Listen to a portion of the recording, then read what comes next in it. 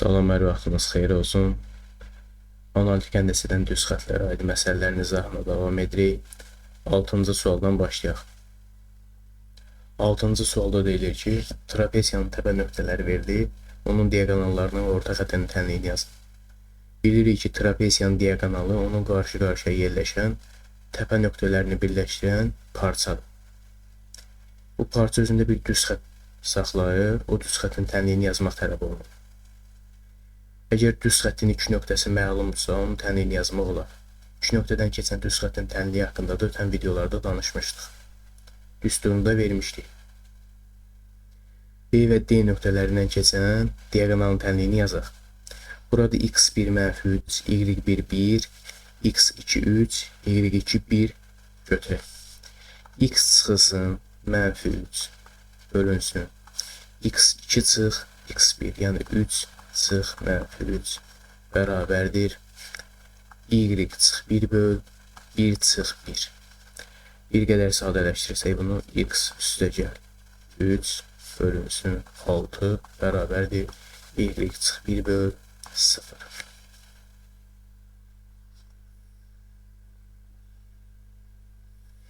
Burada məxrəcdə 0 görüb narahat olmağa ehtiyac yoxdur. Biz bunu çarpaz vurub bərabərləşdirsək 6y çıxılsın 6 bərabərdir 0 alarıq. Y bərabərdir 1 olar. Bu isə sabit funksiya olacaq. Yəni BD diagonalı apsis oxuna paraleldir. Bunu koordinat sistemində də göstərsək, bir nöqtəsindən keçən apsis oxuna paralel olan düz xətt olacaq. Digər diagonal tənliyini özünüz yaza bilərsiniz. İki nöqtədən keçən düz xəttin tənliyi düstur ilə. Gəldi orta xəttin tənliyini yazmağa. Bilirik ki, trapesiyanın orta xətti onun oturacaqlarına paralel olan, yan tərəflərinin orta nöqtəsini birləşdirən parçadır. Biz M və N nöqtələrindən keçən düz xəttin tənliyini yazmaq üçün əvvəlcə M və N nöqtələrinin koordinatlarını bilməliyik. M nöqtəsinin koordinatları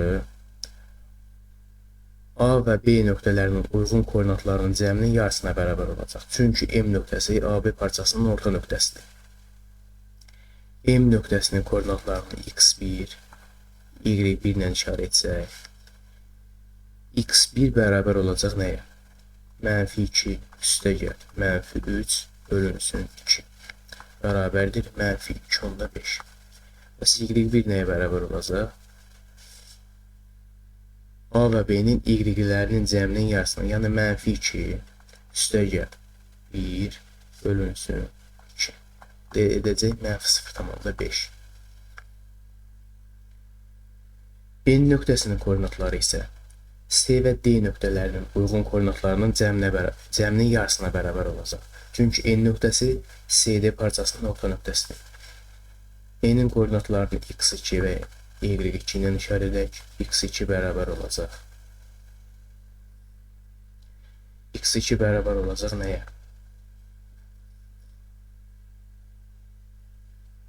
5 bölü 2 üstə gəl 3 bölünsün 2. Verəcək 11 bölü 4. 22 bərabər olacaq nəyə?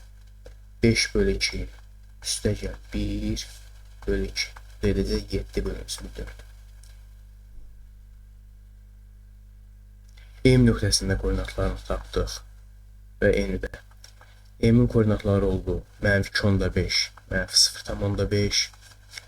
N nöqtəsinin koordinatları oldu 11 bölü 4 və 7 bölünsün 4.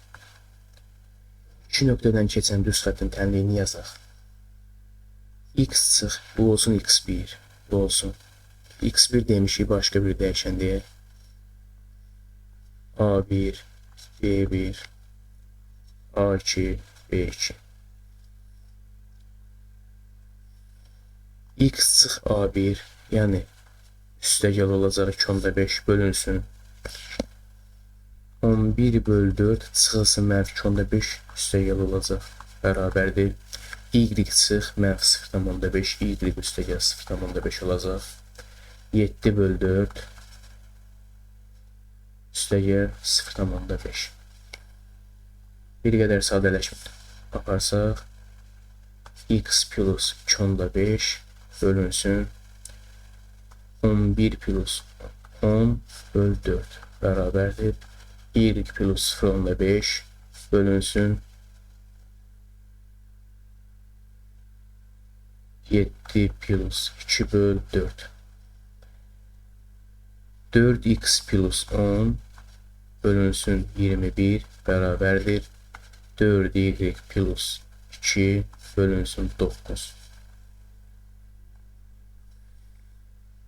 Hər ikisini ixtisar yaparsaq 21 və 9-u 3 qalar, 7 qalar, çarpaz olsa 28y plus 14 bərabərdir. 12x plus 30. Buradan y bərabər olar 7-də 3x plus 7-də 4. Orta xəttin tənliyində yazdıq. İndi isə keçək 7-ci sualın izahına.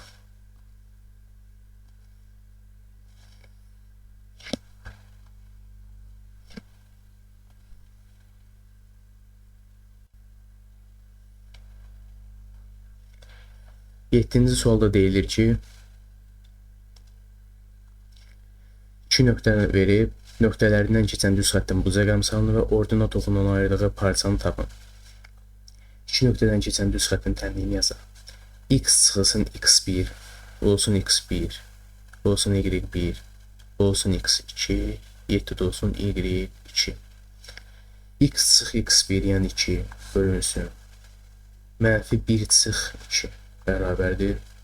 Y çıx mənfi 8 plus 8 olacaq. Y2 çıx y1, 7 çıx mənfi 8 çıx mənfi 8. X çıx 2 bölünsün mənfi 3 bərabərdir. Y plus 8 bölünsün 15. İxtisar yaparsaq mənfi 3-ə mənfi 5 qalar.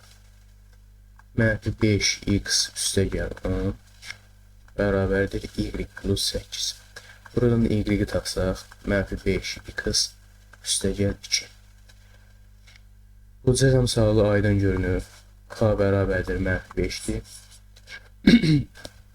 Ordinat oxundan ayrılığı parçanı tapmaq üçün isə biz əvvəlcə düz xəttin parçalarla olan tənliyini bilməliyik. Düz xəttin parçalarla olan tənliyi x bölünsün a plus y böl b bərabərdir 1 şəklindədir. Burada a apsis oxundan ayrılan parçanın uzunluğudur, b isə ordinat oxundan ayrılan parçanın uzunluğudur. Bunu yazmaq üçün y-ə 0 verək, x-i tapaq. Y-ə 0 verdikdə 0 bərabərdir mənfi 5x üstə gəl 2. Buradan x bərabərdir 0,4 alarıq. Yəni y-ə 0 verdikdə x-ə 0,4 aldıq. İkinci isə x-ə 0 verək. 0 vurulsun mənfi 5 üstə gəl 2 y-i tapaq. Buradan y bərabərdir 2 alarıq. Bu nöqtəni belə yazaq. 0. Yəni x-ə 0 verdikdə y 2 alır. Burada a 0,4, b isə 2-dir. Parçalarla tənliyi bu şəkildə olacaq. X bölünsün a, yəni 0,4 plus y bölünsün b, y bölünsün b, yəni 2 bərabərdir 1 olacaq. Apsis oxundan ayrılan parçanın uzunluğu 0,4, ordinat oxundan ayrılan parçanın uzunluğu isə 2-dir. Bu da parçalarla tənliyidir.